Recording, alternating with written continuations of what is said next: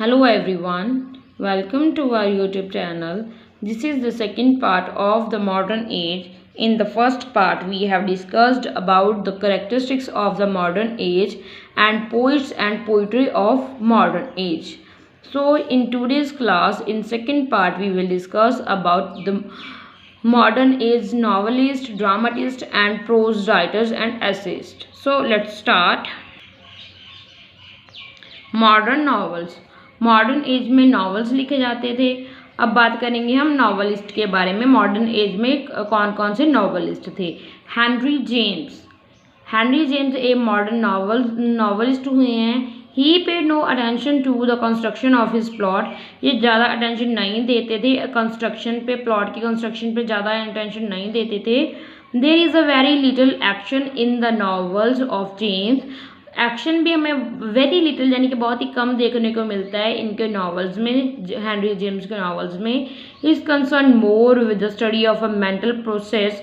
ये ज़्यादातर कंसर्न थे स्टडी ऑफ मेंटल प्रोसेस पे, ह्यूमन माइंड के मेंटल प्रोसेस की स्टडी में ज़्यादा कंसर्न थे, ज़्यादा इंटरेस्टेड थे than with the emotions of human heart. ये ह्यूमन हार्ट की इमोशंस से भी ज़्यादा इंटरेस्टेड नहीं थे, ओनली ये ज़्यादा कंसर्न रखते थे ह्यूमन मेंटल प्रोसेस में। देन आ जाते हैं George Moore. He was a realistic, his aim being to paint life realistically. तो जॉर्ज मोर ये एक रियलिस्टिक नॉवलिस्ट हुए हैं। उनका मेन एम था कि वो रियलिस्टिकली ही लाइफ को अपने नॉवेल्स में पेंट करें, रिप्रेजेंट करें, शो करें। Then George Gissing, he is interested in the study of the people and their mean and a secured existence. वो ज़्यादातर इंटरेस्टेड थे, जॉर्ज गिसिंग का इंटरेस्ट था उन लोगों के बारे में स्टडी करना जो एक्सट्रीम पॉवर्टी में एग्जिस्ट कर रहे हैं। He did not sympathise with the poor. वो स्टडी करने में इंटरेस्टेड थे बट वो सिंपैथाइज नहीं करते थे पुअर के साथ। He simply focus the attention of the social reform. मगर वो उनका जो फोकस था, मेन अटेंशन थी, वो उनकी सोशल रिफॉर्म की तरफ थी। वो सोशल रिफॉर्म चाहते थे इनके पुअर लोगों को रिप्रेजेंट करके अपने नॉवेल्स में। Samuel Butler is an original thinker and a great iconoclast through not a great technician. जो बटलर हुए हैं ये एक ओरिजिनल थिंकर थे और ग्रेट आइकोनोलास्ट वो पर्सन होता है, we can say a person who does not believe in and is opposed to accepted ideas and tradition. वो पर्सन जो एक पर्टिकुलर ट्रेडिशन को, आइडियाज़ को, पर्टिकुलर जैसे रिलीजियस बिलीव्स होती हैं, इंस्टीट्यूशन होते हैं, उनको क्रिटिसाइज करता है, उसको आइकोनोलास्ट बोलते हैं। वो एक ग्रेट आइकोनोलास्ट थे, चाहे वो एक ग्रेट टेक्नीशियन नहीं थे। Rudyard Kipling, he was a prolific and versatile writer. ये भी एक नोटेबल नॉवलिस्ट हुए हैं मॉडर्न एज के। He was both a realistic and a romancer. ये एक रियलिस्टिक राइटर भी थे और रोमांसर भी थे, रोमांटिक राइटर भी थे। Realism is the basis of the romance. इनका जो रियलिज्म था उसका बेसिस ही रोमांस था इनके novel. Then Arnold Bennett, he was essentially a realistic and a regionalist. ये भी एक रियलिस्टिक नॉवलिस्ट थे एंड रीजनलिस्ट जो एक पर्टिकुलर एरिया के रीजन के बारे में राइट करता है उसको रीजनलिस्ट बोलते हैं। जब वह एक पर्टिकुलर एरिया और रीजन के प्रति बहुत ही लॉयल होता है उसको भी हम रीजनलिस्ट बोलते हैं। H.G. Wells क्या है? He was a prolific writer and a thinker who produced novels, pamphlet, histories, stories, romances. ये भी एक प्रोलिफिक राइटर्स हुए हैं, इन्होंने नॉवेल्स भी लिखे, पैम्फलेट्स भी, हिस्ट्रीज भी, स्टोरीज भी, रोमांसेस भी लिखे थे। He had his on idea about the nature and the function of the fiction. ये इनका आइडिया अलग ही था, इनका अपना ही आइडिया था नेचर और फंक्शन के फिक्शन यानी कि नॉवेल्स के फंक्शन और नेचर के बारे में इनका खुद का अपना आइडिया था। Joseph Conrad, he was much concerned with the problem of evil. all of above, and he saw evil within the man as well as in the environment in which he lived and had his being. तो ये ज़्यादातर concern था जो evil हैं, बुराइयां हैं, उनकी problems के बारे में ये ज़्यादा कंसर्न थे। ये देखते थे जो ईवल है वो ह्यूमन के अंदर ही है, अंदर भी है, एज वेल एज इन्वायरमेंट पे भी ईवल है, बुराइयां हैं, और ह्यूमन के अंदर भी है। और ये बुराइयां कहाँ पे, जहाँ पे ये रह रहा है और जहाँ ये जिस चीज़ का ये बीइंग है, तो ईवल ये ईवल को ही रिप्रेजेंट करते थे। जैसे ह्यूमन माइंड के और ह्यूमन हार्ट के अंदर जो ईवल होती है और इन्वायरमेंट की, जैसे जोसेफ कॉनाल्ड का द वेरी फेमस नॉवल था द हार्ट ऑफ डार्कनेस, इनका वेरी फेमस नॉवल है जोसेफ कॉनाल्ड का। देन सॉमरसेट मॉगम he is interested in 3 problem, ये 3 प्रॉब्लम पे इंटरेस्टेड थे। The problem of renunciation and materialistic craze for possession, the problem of love and human predicament and meaninglessness of human mind. ये problem जैसे materialistic age है, जो materialistic possession के लोगों को होता है, मैं ये भी मटेरियल इकट्ठा कर लूँ, मटेरियलिस्टिक की जो प्रॉब्लम है उसके पे ज़्यादा ये कंसर्न थे। और लव, जो ह्यूमन माइंड की जो प्रॉब्लम है लव की और ह्यूमन प्रेडिक्टमेंट की, ये इससे जो कंसर्न थे। और जो मीनिंगलेसनेस है ह्यूमन लाइफ की, उससे ये ज़्यादा इंटरेस्टेड थे। इन 3 प्रॉब्लम पे ये ज़्यादा फोकस करते थे अपने नॉवेल्स में। E.M. Forster, as a novelist, Forster is a rather difficult to understand, partly because of the symbolism that works the way through his work।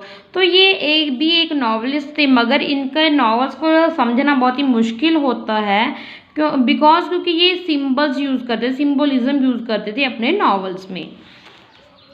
Then D.H. Lawrence, he is one of the most disputed genius in the history of the modern English novel। English novel में ये सबसे ज़्यादा मतलब disputed यानी कि वाद विवाद में रहे हैं D.H. Lawrence. He has been excessively praised as well as excessively abused. इनको बहुत ही प्रेज भी मिली है और इनको अब्यूज भी बहुत किया गया है because of his writing, because of his novels. Aldous Huxley, his works present satirically the disillusionment and the frustration with the contemporary social life। ये जो वर्क थे उनमें प्रेजेंट करते, सैटारिकली प्रेजेंट करते थे जो कंटेम्प्रेरी सोसाइटी की लाइफ है, इनकी फ्रस्ट्रेशन को और डिसइल्यूजनमेंट को। Then James Joyce, he is the main exponent of the stream of consciousness novel. Stream of conscious novel क्या होते हैं?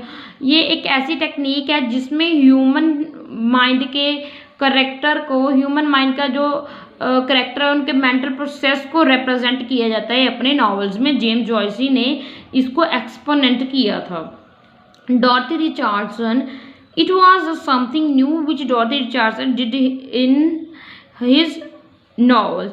तो ये डॉर्थी ने ये भी, इन्होंने कुछ न्यू किया था, ये नॉवेल्स में न्यूनेस कुछ नया लेके आए थे। इनका भी बहुत ही ज़्यादा देन है इंग्लिश लिटरेचर को, इंग्लिश नॉवेल्स को। इन्होंने भी ये नॉवेल्स लिखे थे, ये भी एक मॉडर्न नॉवेलिस्ट हैं। Katherine Mansfield, she was an impressionist in her art and sought to portray objectively the significant movement in human relationship, the curious, the subtle adventure and the poignant irony of the contrasting human emotion। ये जो Catherine Mansfield थी ये भी एक impressionist थी, अपने art में impressions दिखाती थी, जैसे पोर्ट्रे करती थी जो ह्यूमन इमोशंस हैं, एडवेंचर्स हैं, रिलेशनशिप है, वो अपने नॉवलिस्ट में जैसे एक आर्ट शो करती है वैसे ही अपने नॉवेल्स में कैथरीन मैन्सफील्ड शो करती थी। Then Mrs Virginia Woolf, she belong to the school of stream of consciousness के बारे में हम पहले भी डिस्कस किया है हमने। जेम्स जॉयसी थे स्ट्रीम ऑफ कॉन्शियसनेस स्कूल के, तो स्ट्रीम ऑफ कॉन्शियसनेस स्कूल के ही ये हमारी मिसिज वर्जीनिया वुल्फ हैं, ये भी एक स्ट्रीम ऑफ कॉन्शियसनेस नॉवलिस्ट हैं। She is one of those. those great English novelists of the 20th century who had the courage to break free from tradition. ये उन 20th century के novelist में है जिसने करेज किया है जो पुरानी ट्रेडिशन चलती आ रही है उनको तोड़ने की, मिसिस वर्जीनिया वुल्फ ने. Then modern dramas, modern age में ड्रामाज भी लिखे गए हैं. मॉडर्न ड्रामाटिस्ट की बात कर लेते हैं हम. गॉल्सवर्थी, गॉल्सवर्थी क्या है, ये भी एक ड्रामाटिस्ट हुए हैं. He was one of those prominent artist who discuss the various problem of the modern life in his play. अपने प्लेज में ये मॉडर्न लाइफ, मॉडर्न एज में मॉडर्न लाइफ की जो प्रॉब्लम है, वेरियस प्रॉब्लम है, उनको डिस्कस करते थे. Noel Coward he showed comedy of manner in his work. तो कॉमेडी ऑफ मैनर में ये अपने वर्क यानी कि प्लेज लिखते थे. John Drinkwater, he wrote many historical dramas, इन्होंने बहुत हिस्टोरिकल ड्रामाज लिखे हैं. Then Clifford Bax, he also wrote a several historical plays, इन्होंने भी हिस्टोरिकल प्लेज लिखी हैं. Then Sean O'Casey, he was an expressionist, ये एक्सप्रेशनिस्ट हुए हैं ये. He, the Irish dramatist, was interested in the represent of the life of the slums of Dublin and misery of the Irish men and women.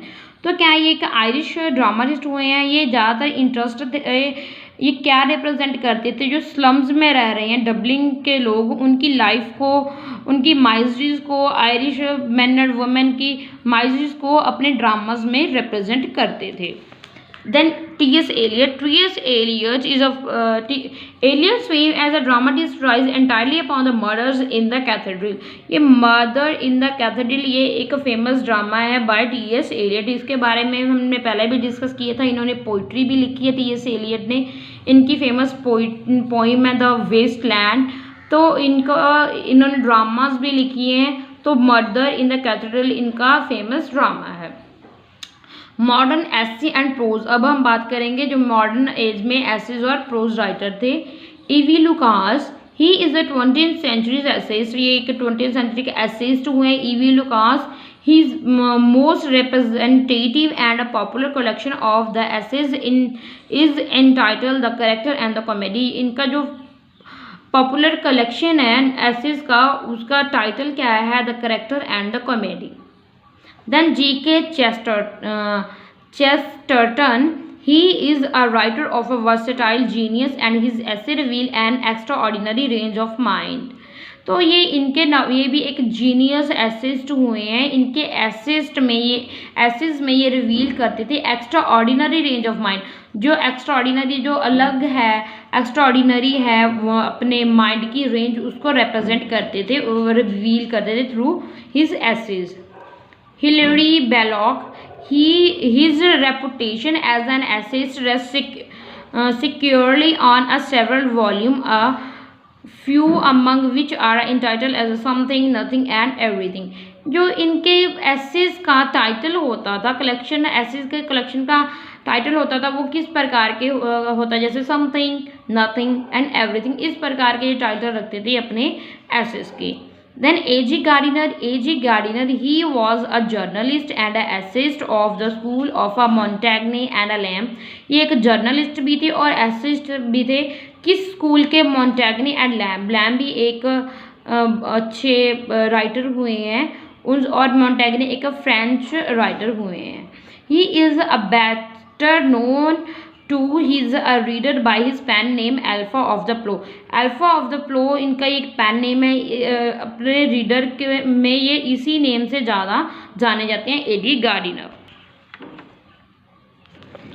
Robert Lynd, he has always something delightful and a thought provoking to say, but more important than what he says is a manners of saying it. तो ये एक something delightful and ये हमेशा जो essays में थे वो बहुत ही डिलाइटफुल होता था और थॉट प्रोवोकिंग होता था जो भी ये बोलते थे. मगर but more important than what he says, ये ज़्यादातर इम्पॉर्टेंट होता था. क्या इम्पॉर्टेंट होता था, द मैनर ऑफ सेइंग, जो किस लहजे से, किस मैनर से ये कह रहे हैं, रादर देन, ज़्यादा डिलाइटफुल होता था किस मैनर में कह रहे हैं रादर देन जो कह रहे हैं. यानी कि इनके कहने के तरीके में ज़्यादा डिलाइटफुल और थॉट प्रोवोकिंग होती थी, रादर देन जो ये कह रहे हैं what he says. Max Beerbohm, he was delightful essayist and a witty parodist who was never tried to exposing the follies and foibles of his great contemporaries। तो ये क्या है, ये भी एक डिलाइटफुल एसेज हुए हैं, ये इन्होंने विटी पेरोडीज भी लिखी हैं, ये बहुत who has never tried to expose, वो ये कभी भी फॉलीज एंड फोबल्स अपने जो ग्रेट कंटेम्परेरीज थे उन पे ट्राई नहीं करते थे, बिल्कुल भी ट्राई नहीं किया था इन्होंने किसी भी अपने कंटेम्पररी की तरह उनके फॉलीज एंड फोबल्स को एक्सपोज नहीं किया था। तो आज की वीडियो में हमने डिस्कस किया है मॉडर्न एज के ड्रामाटिस्ट, नॉवलिस्ट, एसेज राइटर के बारे में। इफ़ आपके लिए ये वीडियो अगर हेल्पफुल हुई है, नॉलेजेबल हुई है, तो आप प्लीज़ इसको लाइक कीजिए, सब्सक्राइब कीजिए हमारे चैनल को। Thanks for watching, keep on learning and keep on watching.